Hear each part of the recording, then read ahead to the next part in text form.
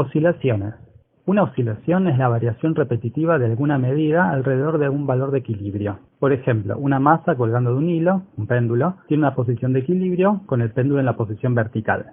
Si lo alejo de la posición de equilibrio y lo suelto, el péndulo comenzará a moverse de un lado a otro de esa posición, comenzará a oscilar. La medida que varía puede ser el ángulo que forma el péndulo con la vertical o la posición respecto al eje X. Antes de meternos de lleno en la física de las oscilaciones, vamos a definir una magnitud que nos da información importante sobre todo fenómeno que se repita en el tiempo. Por ejemplo, los días viernes se repiten cada 7 días. El segundero de un reloj de agujas da una vuelta cada 60 segundos.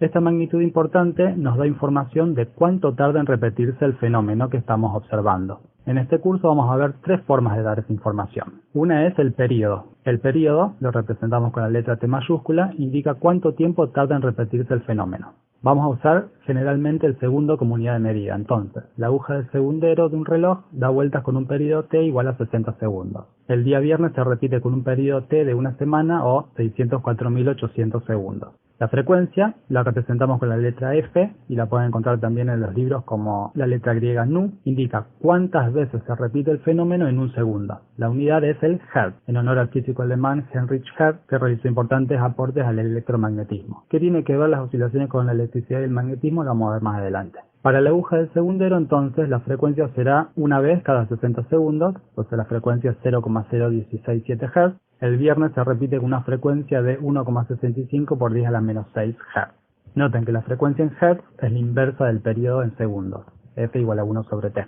La tercera forma es asociando el fenómeno que se repite con el movimiento circular uniforme. Asociamos cada repetición del fenómeno con una vuelta completa al círculo. Entonces, en vez de decir cuántas repeticiones hizo por segundo, como la frecuencia F, podemos decir cuántos radianes por segundo giró en el círculo. A esa magnitud la llamamos frecuencia angular. La representamos con la letra griega omega, minúscula. Y su unidad son los radianes por segundo o directamente segundo a la menos 1 sobre segundo. Teniendo en cuenta que una vuelta completa son 2 pi radianes, 6,283 radianes, obtenemos la relación frecuencia angular igual a 2 pi frecuencias. Así, el segundero tiene una frecuencia angular de 0,105 segundo a la menos 1 y la repetición del viernes una frecuencia angular de 1,039 por 10 a la menos 5 segundo a la menos 1. Tengan cuidado con F y omega, ambas parecen tener la misma unidad, 1 sobre segundo, segundo a la menos 1, pero F son repeticiones por segundo, Hertz, y omega son radianes por segundo. Tenemos entonces tres magnitudes para indicar cuánto se repite un fenómeno. El periodo T en segundos, la frecuencia F en Hz y la frecuencia angular omega en segundo a la menos 1. Como todas contienen la misma información, están todas relacionadas entre sí, como ya vimos. F igual a 1 sobre T, omega igual a 2 pi frecuencia y omega es 2 pi sobre periodo.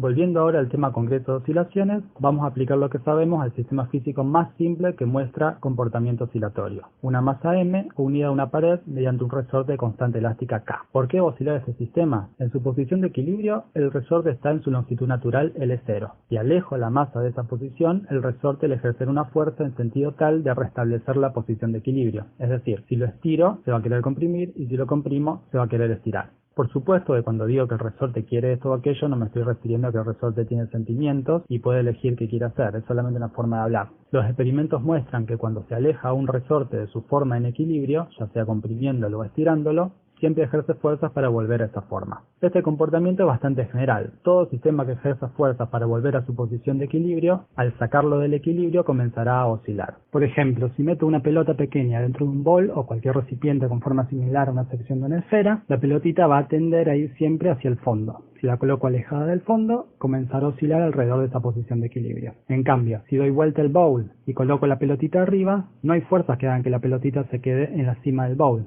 Si la alejo de la posición de equilibrio, no va a oscilar, se cae. Bien, vamos a ver ahora el sistema masa-resorte. La fuerza peso y la normal de la superficie sobre la que está apoyada no influyen en el movimiento horizontal porque estamos suponiendo que no hay rozamiento. La segunda ley de Newton sobre la masa en la dirección X queda así. La fuerza del resorte igual a masa por aceleración. Vamos a usar la notación de Newton, donde cada derivada respecto al tiempo la represento con un puntito arriba de la variable. Por ejemplo, esta X con dos puntitos arriba significa la derivada segunda de X respecto al tiempo dos veces. La puedo reescribir así. La ecuación que nos quedó es una ecuación diferencial, una ecuación que involucra derivadas. Hay métodos para resolverlo y hay programas de computación que aplican esos métodos y les dan el resultado. Otra forma muchísimo menos eficiente es probar con distintas funciones, meterla en la ecuación y ver si da bien. Van a ver un teorema en análisis matemático que dice algo así. Si encontraron una solución de la ecuación diferencial, cualquier otra solución que encuentren va a ser igual a esa. Entonces, como yo ya sé cuál es la solución, vamos a usar esta última forma. ¿Qué función conocen que oscila en el tiempo? Por ejemplo, la función x de t igual a t no oscila, siempre crece en el tiempo. Lo mismo para x de t igual a t cuadrado, o la exponencial, o el logaritmo. La que conocen que oscila en el tiempo es el coseno o el seno de t. Vamos a agregar variables para darle un poco de libertades a esa función, porque así como está, no es solución de la ecuación 1, lo pueden comprobar. Lo primero que podemos ver es que el coseno de t toma valores entre menos 1 y 1, pero si nuestra masa no oscila entre menos un metro, o menos un centímetro y un centímetro, no nos va a servir eso. Entonces multiplicamos por una amplitud a mayúscula, para que pueda oscilar entre menos a y a, y le damos el valor a a según lo que estemos observando. Si oscila entre, por ejemplo, menos 15,7 centímetros y 15,7 centímetros, entonces a, la amplitud, es 15,7 centímetros. Nos queda por ahora así, x de t igual a por el coseno de t. Otra cosa que podemos notar es que coseno de t no tiene sentido porque el coseno de, por ejemplo, 7 segundos no lo podemos calcular. Podemos calcular solamente el coseno de números adimensionales, sin dimensión. Tenemos que multiplicar el t, que está dentro del coseno, por algo. Digamos, omega queda así. X de t igual a por el coseno de omega t. ¿Qué significado tiene ese omega?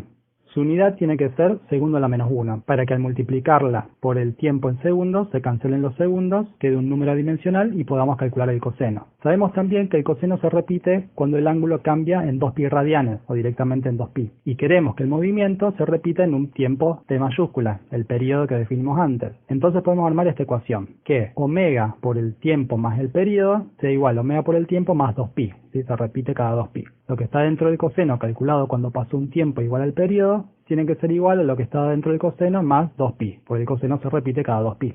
De esa ecuación podemos sacar que omega por el periodo es igual a 2pi. Entonces omega es igual a 2pi sobre el periodo, es decir, omega es la frecuencia angular que definimos antes. Solo una cosa más falta para darle toda la libertad posible. Así como está, x de t igual a por el coseno de omega t, la posición en t igual a 0 vale a por el coseno de 0, el coseno de 0 es 1, es a. Es decir, así como está, solo me serviría para describir oscilaciones en la que comienzo a contar el tiempo cuando el objeto está en un extremo del movimiento oscilatorio. Si quisiera comenzar a contar el tiempo, por ejemplo, cuando pasa por la posición de equilibrio, esa ecuación ya no me sirve. El arreglo es simplemente correr el coseno hacia algún costado para que pueda tener el valor que queramos en t igual a 0. Eso se logra haciendo como vieron en análisis matemático. La función y de x más x0 es la misma que la función y de x corrida hacia la izquierda en x0. Entonces tenemos que sumar a la variable de la función, en nuestro caso el tiempo t, una constante, por ejemplo t0. Si lo hacemos así, quedaría x de t igual a coseno de omega por t más t0, es decir, el t0 multiplicando por omega. Para que quede más limpio, al producto omega por t0 le damos otro nombre, phi, o phi mayúscula, que es adimensional y la llamamos la fase inicial. Queda finalmente x de t igual a por el coseno de omega t más phi. Y tenemos la libertad de elegir la amplitud de la oscilación con a,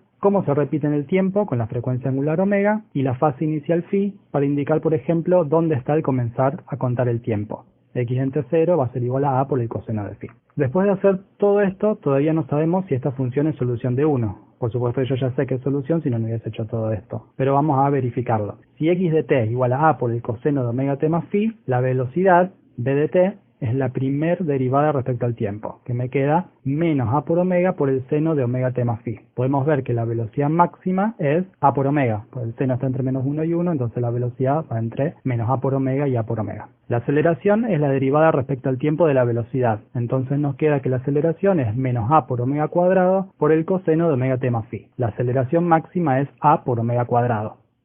Reemplazando todo en la ecuación 1 queda aceleración de t más k sobre m por x de t igual a 0, reemplazo la aceleración, reemplazo x de t igual a 0, saco factor comunes y me queda que esa ecuación va a ser válida para cualquier valor de t solamente cuando menos omega cuadrado más k sobre m sea igual a 0, es decir, cuando omega cuadrado sea igual a k sobre m. Como podemos ver, dada la masa y la constante del resorte, ya sabemos cuántas oscilaciones va a hacer por segundo. Noten que es independiente de la amplitud, no importa si oscila entre, por ejemplo, menos 1 centímetro y 1 centímetro o entre menos 10 centímetros y 10 centímetros, el tiempo que tarda en repetirse va a ser el mismo. Hay un pequeño detalle con este sistema, es que es un poco complicado eliminar el rozamiento entre la masa y la superficie donde está apoyada. Es más fácil eliminar el rozamiento si la masa no estuviese apoyada en nada, por ejemplo, colgando del techo. ¿Tendrá la misma solución el sistema de masa unida al techo con un resorte? Vamos a ver. En la figura está indicada la longitud natural del resorte. Al estar en posición vertical, si vamos soltando lentamente la masa m, el resorte se va estirando hasta que compensa totalmente el peso de m. Es decir, se va a estirar una distancia d,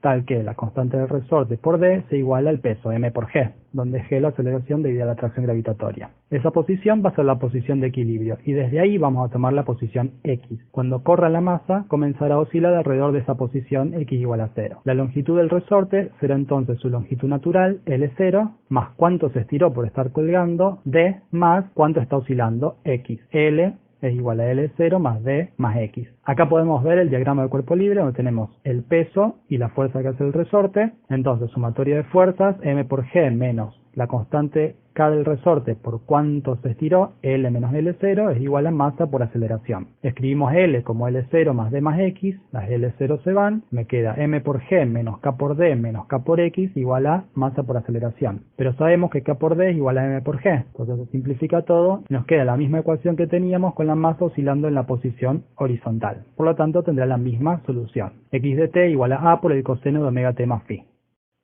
En clases hacíamos lo que llamábamos el trabajo práctico 2, que consiste en medir de dos formas diferentes la constante elástica K de un resorte. La forma estática, como habrán hecho en Física 1 o en Introducción a la Física, colgando distintas masas m, midiendo cuánto se estira d, y usando la ecuación K por D igual a M por G, calculan K, la constante del resorte. La otra forma, dinámica, colgar una masa m, hacerla oscilar y medir el periodo de oscilación. Y usando la ecuación omega cuadrado igual a k sobre m, o reemplazando omega por 2pi sobre t, nos queda 4pi cuadrado sobre t cuadrado igual a k sobre m, y ahí pueden calcular la constante k. Ambos métodos deberían dar un resultado similar. Les propongo que hagan esos experimentos. Probablemente no tengan una balanza con la que medir la masa, por lo que pueden, en vez de calcular k, estimar el valor de k sobre m. En el caso estático, K sobre M es igual a G sobre D, donde G es 9,8 metros sobre segundo al cuadrado, y D la distancia que se estira el resorte al colgarle la masa M. En el caso dinámico, K sobre M es 4pi cuadrado sobre T cuadrado, siendo T el periodo de oscilación. Probablemente una sola oscilación sea muy rápida como para medirla a ojo con el cronómetro del celular. Para tener una mejor medición del periodo, pueden contar cuánto tiempo tarda en hacer n oscilaciones y dividir el tiempo por n para obtener el periodo. Usen un valor de n mayor que 5. Cuenten 5, 6, 7 oscilaciones. Cuanto más oscilaciones cuenten, menos incerteza van a tener en la medición del periodo.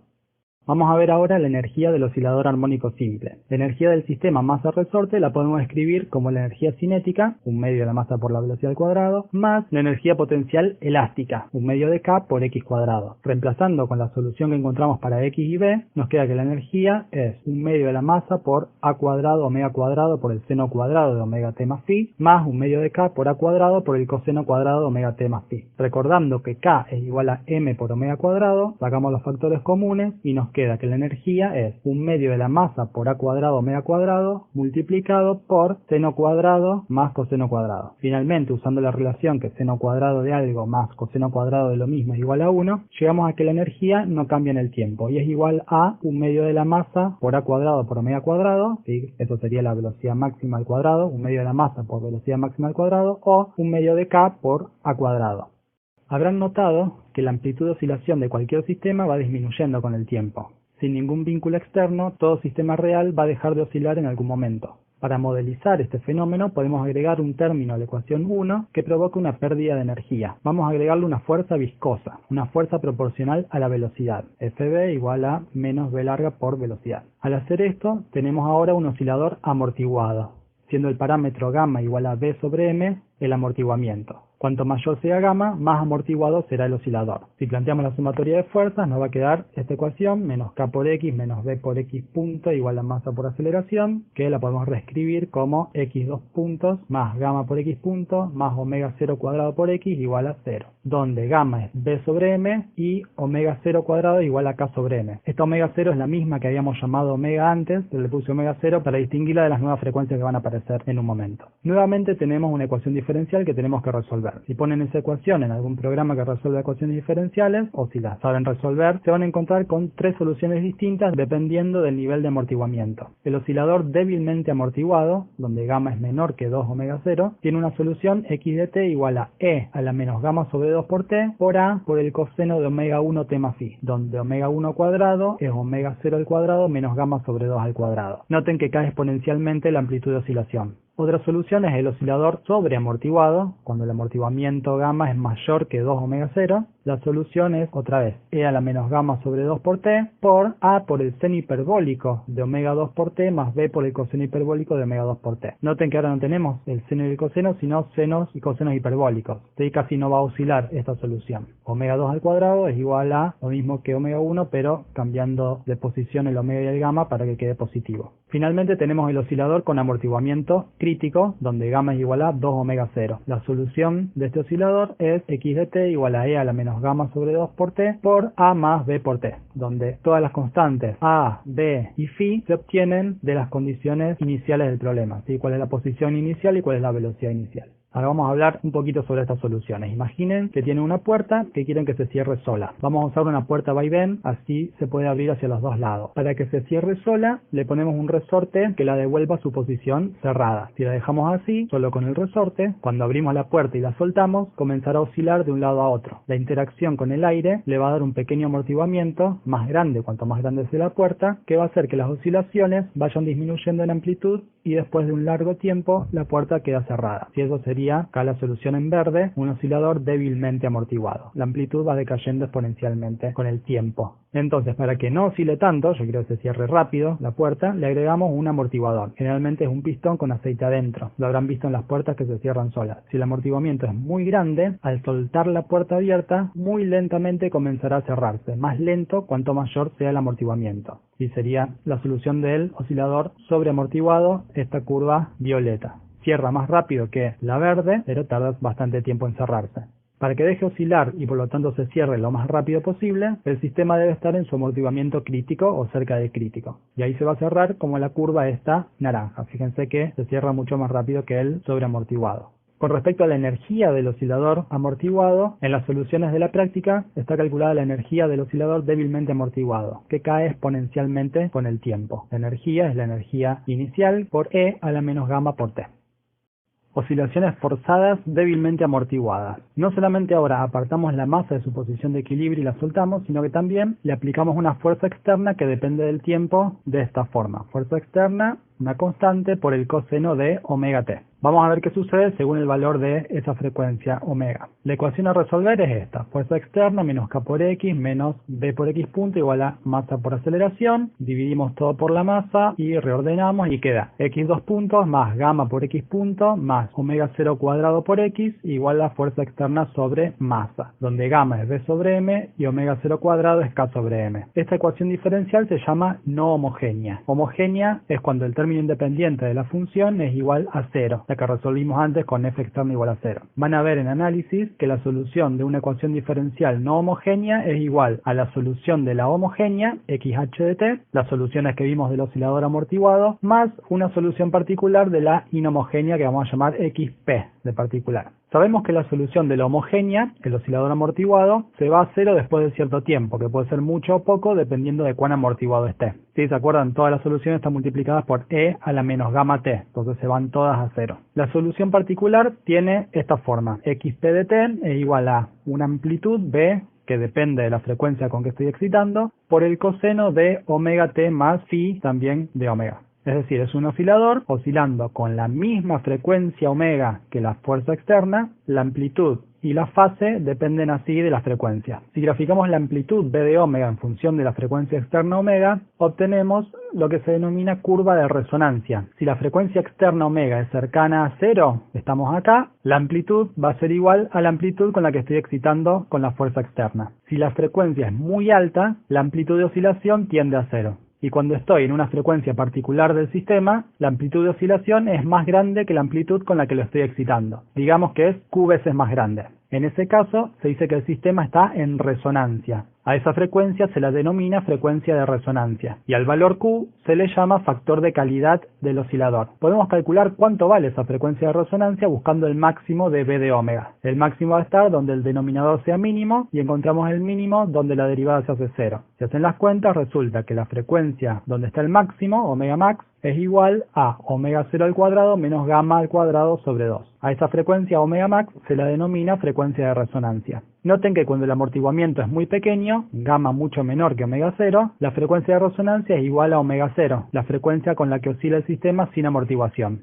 Dijimos que la amplitud en la frecuencia de resonancia era Q veces la amplitud con la que lo estamos excitando, que a su vez era la amplitud a frecuencia 0, B en 0. Reemplazando tenemos que B en 0 es igual a F sobre M omega 0 cuadrado, que vamos a llamar B0, y B en la frecuencia de resonancia es igual a B0 por omega 0 sobre gamma, que dijimos que era Q por B0. Entonces ahí podemos encontrar la definición de Q, el factor de calidad, es igual a omega 0 sobre gamma. Entonces, cuando queremos amplificar un efecto, situamos al sistema o excitamos al sistema en su frecuencia de resonancia. Por ejemplo, cuando nos amacamos o amacamos a alguien, empujamos al ritmo de la frecuencia de resonancia del sistema hamaca-persona. Con eso logramos, con un pequeño empujón de algunas decenas de centímetros, amplitudes de oscilación de algunos metros. Si empujamos a destiempo, fuera de resonancia, no vamos a lograr grandes amplitudes de oscilación. Van a ver en física 3 circuitos eléctricos que oscilan. El mismo efecto, solo un poco más sofisticado, son circuitos resonantes para amplificar alguna señal electromagnética. Por ejemplo, las redes Wi-Fi transmiten alrededor de los 2,4 GHz, giga es 10 a la 9 Hz. Entonces, los módem Wi-Fi tienen circuitos que resuenan a esa frecuencia para amplificarla y para poder aislarla de las demás ondas electromagnéticas, ya veremos qué son, que llegan al módem. Lo mismo con las radios. Al girar el dial, cuando seleccionamos cierta emisora, lo que estamos haciendo es cambiar la frecuencia a la que resuena el detector de la radio, para poder amplificar solo la señal de la emisora que queremos escuchar. En el otro extremo, podemos diseñar un sistema que no queremos que oscile en presencia de fuerzas externas. Por ejemplo, microscopios muy delicados necesitan que no haya vibraciones que puedan alterar las mediciones. Si lo dejamos sobre la mesa en un edificio, los pequeños movimientos del edificio podrán ser apreciados por el microscopio arruinando la medición, por lo que se debe instalar en un sistema que resuene a una frecuencia lejos de la frecuencia con la que oscila el edificio.